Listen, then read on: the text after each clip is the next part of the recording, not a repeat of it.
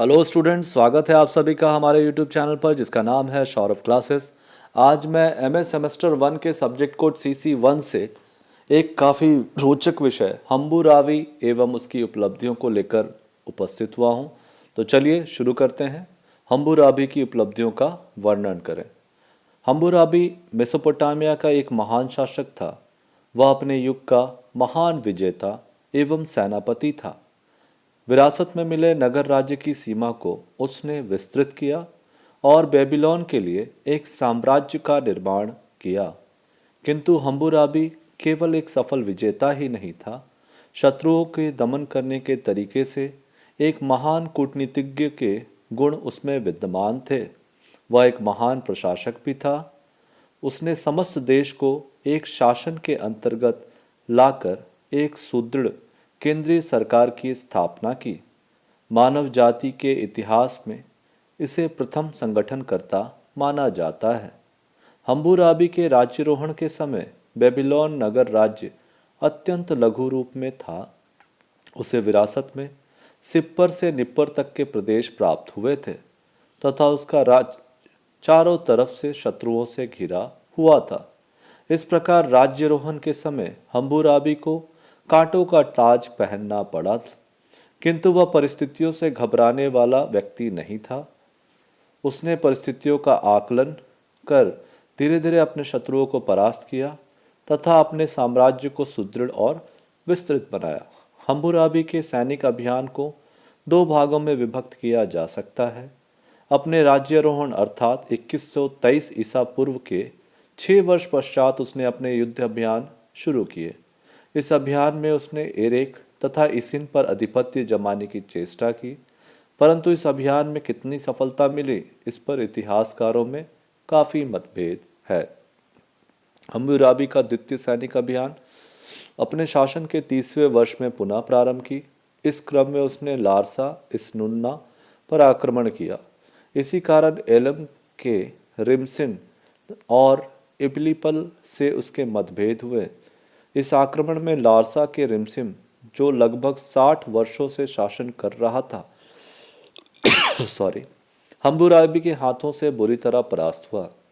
इसके बाद हम्बुराबी ने दजला के किनारे के भूभाग को रौंदा और सुबर्त की सीमा तक चला गया तथा इन पर भी अपनी विजय हासिल की। इस प्रकार हम्बुराबी ने अपने सैन्य अभियानों द्वारा एक विशाल साम्राज्य की नींव डाली। इसके साम्राज्य में सिप्पर, लारसा, इसिन, किश, कूथा, लंगश, अक्काद, अशुर और निन्वे राज्य आते थे। हम्बुराबी ने विशाल साम्राज्य स्थापित करने के पश्चात अपने साम्राज्य के कुशल प्रबंध हेतु विधि संहिता का निर्माण करवाया। उसकी विधि संहिता न केवल उसकी बहुमुखी प्रतिभा का परिचय देती है, बल्कि तात्कालीन राजनीतिक, सामाजिक, आर्थिक और न्यायिक जीवन की संपूर्ण जानकारी देती है।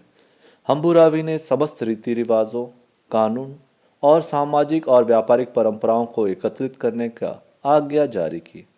इस संग्रह के कार्य के पूरे होने के बाद उसने उनको व्यवस्थित करने का आदेश दिया। उसमें आवश्यकता अनुसार यत्र तत्र परिवर्तन भी किया। इसके पश्चात संशोधन एवं सुधार के पश्चात एक विशाल विधि संहिता का रूप दिया। यह संहिता विश्व इतिहास में हम्बुराबी की विधि संहिता के नाम से विख्यात हुई। इस संहिता को सेमेटिक भाषा में उत्कीर्णित किया गया। इसमें कुल 285 धाराएं हैं, जो वैज्ञानिक ढंग से वृहत रूप में व्यक्तिगत संपत्ति, व्यापार और वाणिज्य, परिवार, अपराध, प्रशासन, न्याय, श्रम आदि अध्यायों में विभाजित हैं। इसकी एक बड़ी विशेषता यह है कि इसका निर्माण आवश्यकता के आधार पर व्यवहारिक दृष्टि से किया गया था। इस संहिता ने परवर्ती संहिताओं के निर्माण के कार्य को प्रभावित किया। अतः अपनी उपयोगिता तथा दूरगामी प्रभाव की दृष्टि से यह संहिता अत्यधिक महत्व की हो जाती है। इस संहिता ने कड़ी का काम किया और प्रजा तथा राजा को एक दूसरे से जोड़ दिया। इससे राजा को शासन में भी सफलता मिली। इस संहिता के बल पर ही उसने केंद्रीय तथा स्थानीय अधिकारियों के माध्यम से प्रजा पर शासन करना प्रारंभ किया। प्रांतीय तथा म्यूनिसिपल समितियों ने उन्हें परामर्श देना प्रारंभ किया और उन पर नियंत्रण भी रखने लगी। हम्बुराबी की संहिता के अंतर्गत निर्मित इन समितियों का उन्मूलन लौ और रक्त नीति में विश्वास करने वाले असीरी शासक भी ना कर सके। इन्हीं विशेषताओं के कारण हम्बुराबी तथा उसका विधान आज तक विश्व इतिहास में प्रसिद्ध है। हम्बुराबी के प्रशासन का मूल उद्देश्य था प्रशासन में सुधार लाकर देश को एकता, अखंडता, शांति एवं सुव्यवस्था देना। उसने एक राज्य की कल्पना की और तदर्थ सम्राट की शक्ति में वृद्धि की। सम्राट को प्रशासन अथवा राज्य का सर्वोच्च अधिकारी माना गया। उसने स्वतंत्र राज्यों को समाप्त किया और उन्हें एक राज्य का अंग बनाया।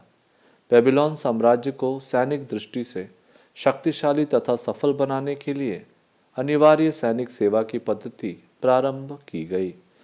अब राज्य के सभी नागरिक सैनिक जीवन एवं कला का प्रशिक्षण लेने और संकट काल में देश की सुरक्षा के लिए तैयार हो गए। राजद्रोह पर विभिन्न कानून बनाकर नियंत्रण कायम किया गया। इस कारण राज्य में विद्रोह बंद हो गए और केंद्रीय सत्ता का भय चारों तरफ छा गया। किंतु अकेला सम्राट प्रशासन के सारे कार्यों को करने में सक्षम नहीं था।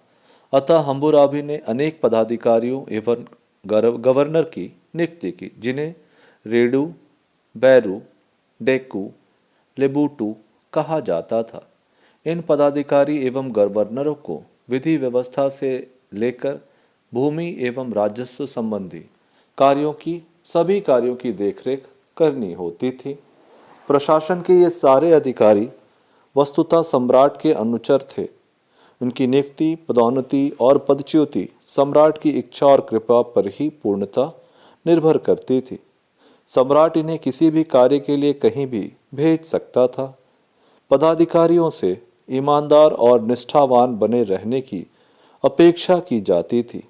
इन पदाधिकारियों के वेतन के रूप में नगद तथा भूमिखंड दोनों देने की व्यवस्था थी। प्रशासन की इस व्यवस्था के कारण केंद्र की सत्ता शक्तिशाली हो गई और पदाधिकारियों पर विभिन्न नियंत्रण के कारण केंद्रित शासन का संगठन हुआ। हम्बुराबी ने न्याय हेतु भी महत्वपूर्ण सुधार किए। अपने विधि संहिता में न्याय हेतु भी विशेष प्रावधान सुनिश्चित किए गए। हम्बुराबी ने पूर्व से स्थापित मंदिर न्यायालयों को पूर्ववत बने रहने दिया, किंतु उसने 2 प्रकार के स्वतंत्र न्यायिक अदालतों की स्थापना की। प्रथम प्रकार की अदालत का न्यायाधीश सम्राट द्वारा नियुक्त किए जाने लगे। दूसरी अदालत स्वयं सम्राट की थी। सम्राट दरबार में बैठकर अदालत लगा देता था और न्याय करता था। प्रथम अदालत के निर्णय के अमान्य होने पर वादी प्रतिवादी राजा की अदालत में अपील करके न्याय की याचना करते थे। दरबार सर्वश्रेष्ठ न्यायालय माना जाता था। दरबार की अदालत के नीचे 2 प्रकार की अन्य अदालतें भी थी, एक दीवानी अदालत और दूसरी धार्मिक अदालत। राजा द्वारा नियुक्त मैजिस्ट्रेट दीवानी एवं पुजारी धार्मिक मुकदमों की सुनवाई करते थे। हम्बुराबी ने इन अदालतों एवं न्यायाधीशों पर अपने प्रतिनिधियों के द्वारा नियंत्रण भी रखा। रिश्वत लेने वाले न्यायाधीश विधि संहिता के अनुसार अपराधी ठहराए जाते थे और इसके लिए सजा पाते थे। हम्बुराबी ने विभिन्न प्रांतों और दूरस्थ नगरों में भी न्याय का प्रबंध किया। प्रत्येक न्यायालय में 1 से अधिक न्यायाधीश होते थे, लेकिन अधिकतर न्यायालयों में 3 से 4 न्यायाधीश होते थे। मुकदमों के निर्णय में साक्षियों का होना अनिवार्य था। साक्षी शपथ लेकर अदालत में गवाही देते थे। वादी और प्रतिवादी को अपनी वकालत स्वयं करनी पड़ती थी। इस तरह हम्बुराबी के निर्देशन व नियंत्रण में एक सुदृढ़ न्याय प्रणाली या व्यवस्था स्थापित की गई।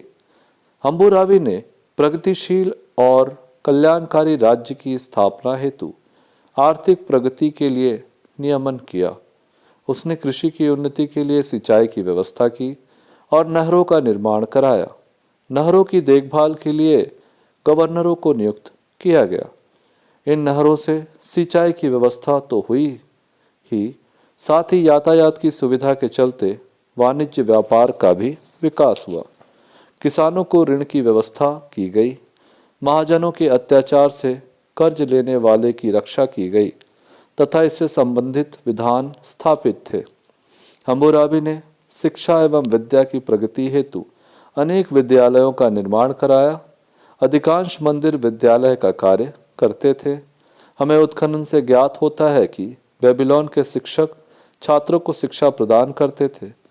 उत्खनन से कई अभ्यास पुस्तिकाएं भी प्राप्त हुई हैं। हम्बुराबी ने दासों को नियमित और विधिवत व्यापार का भी नियमन किया। दासों की खरीद बिक्री के संबंध में कानून बनाए गए। विधि संहिता के अनुसार दासों को संपत्ति रखने का, व्यापार करने और ऋण लेने का अधिकार था। स्पष्ट है कि हम्बुराबी ने विधि के द्वारा दासों की स्थिति में युगांतरकारी परिवर्तन लाने का प्रयास किया और इस क्षेत्र में वह सफल भी रहा। इस काल में स्त्रियों की दशा में भी सुधार आया।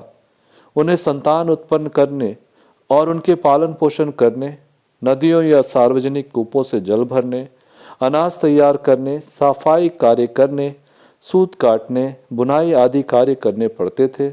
इस कारण बेबीलोन में स्त्रियों की दर्जा पहले की अपेक्षा बढ़ गया। उन्हें हम्बुराबी की संहिता द्वारा कई स्वतंत्रताएं प्राप्त हुई तथा वे अब पुरुषों की तरह स्वतंत्र होकर भ्रमण कर सकती थी। हम्बुराबी ने महिलाओं के कल्याण हेतु अपने विधान में कई व्यवस्थाएं की। अब इसका निष्कर्ष देखते हैं, कंक्लूजन। इस प्रकार उपयुक्त तथ्यों के विश्लेषण से हम इस निष्कर्ष पर पहुंचते हैं कि हम्बुराबी ने विपरीत परिस्थितियों में शासन की बागडोर संभाली। इसके पश्चात उसने अपने शत्रुओं का नाश करके अपने साम्राज्य की सीमा को विस्तृत किया तथा उस विस्तृत साम्राज्य में विधि, प्रशासन, न्याय, शिक्षा, सिंचाई, दास, स्त्री, आर्थिक उन्नति आदि की कई महत्वपूर्ण व्यवस्था की, जिसके कारण तत्कालीन बेबीलोन उस समय अपने चरमोत्कर्ष पर शासित हो रही थी।